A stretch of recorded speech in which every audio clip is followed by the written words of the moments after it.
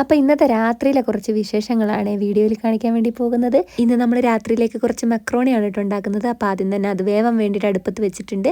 അതിനുശേഷം അതിലേക്ക് ചേർക്കാനുള്ള സവാള, വെളുത്തുള്ളി അതൊക്കെ നന്നാക്കി കൊണ്ടിരിക്കുകയാണ് കേട്ടോ. ഏട്ടനോട് വരുമ്പോൾ ചിക്കൻ കൊണ്ടുവരാൻ പറഞ്ഞിട്ടുണ്ട്. അങ്ങനെ അത്യാവശ്യം വേണ്ട സാധനങ്ങളെല്ലാം വാങ്ങി ഏട്ടൻ എത്തിയിട്ടോ. ഏട്ടൻ വന്ന പാടും കുഞ്ഞുങ്ങൾ ഇതേ വട്ടം കൂടി നിൽക്കുന്നുണ്ട്. രാവിലെ മുതൽ വൈകുന്നേരം വരെയുള്ള കാര്യങ്ങളാണ് അച്ഛനോട് പറഞ്ഞുകൊണ്ടിരിക്കുന്നത് കേട്ടോ. മിക്ക ദിവസങ്ങളിൽ മുട്ട വാങ്ങി കൊണ്ടുവന്നിട്ടുണ്ടെങ്കിൽ ഒന്നോ രണ്ടെണ്ണോ പൊട്ടിക്കാണ്ട് ഏട്ടൻ കൊണ്ടുവരാറില്ല കേട്ടോ. അപ്പോൾ ഇന്നും എൻ്റെ കെട്ടിയൻ ശീലൊന്നും മാറ്റിയിട്ടില്ല. ഒരു മുട്ട പൊട്ടിച്ചിട്ടാണ് കൊണ്ടുവന്നിട്ടുള്ളത്.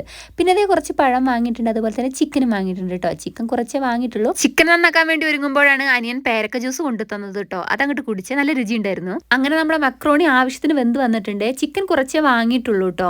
വേറൊന്നും കൊണ്ടല്ല, നമ്മൾ മക്രോണിയിലേക്ക് മാത്രം ഇടാൻ വേണ്ടി വാങ്ങിയതാണ്. കറിയൊന്നും വെക്കുന്നില്ല.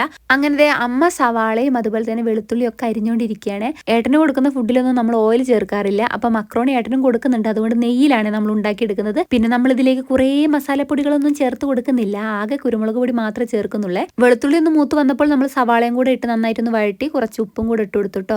അതിനുശേഷം കുരുമുളക് പൊടി ഇട്ട് നന്നായിട്ടൊന്ന് വഴറ്റി എടുത്തിട്ടുണ്ട്. ഇനി നമുക്ക് ഇതിലേക്ക് വേവിച്ച് ചിക്കനും കൂടെ ചേർത്ത് കൊടുക്കാം കേട്ടോ. എല്ലില്ലാതെയാണ് നമ്മൾ ചിക്കൻ ഇങ്ങനെ എടുത്തിട്ടുള്ളത്. അങ്ങനെ അതും ചേർത്തെടുത്ത് നന്നായിട്ടൊന്ന് അങ്ങോട്ട് മിക്സ് ചെയ്തിട്ടോ. ഇനി നമുക്ക് വെന്ത മക്രോണിയും കൂടെ അതിലേക്ക് ഇട്ട് കൊടുക്കാം. പിന്നെ നന്നായിട്ടൊന്ന് മിക്സ് ചെയ്യാം കേട്ടോ.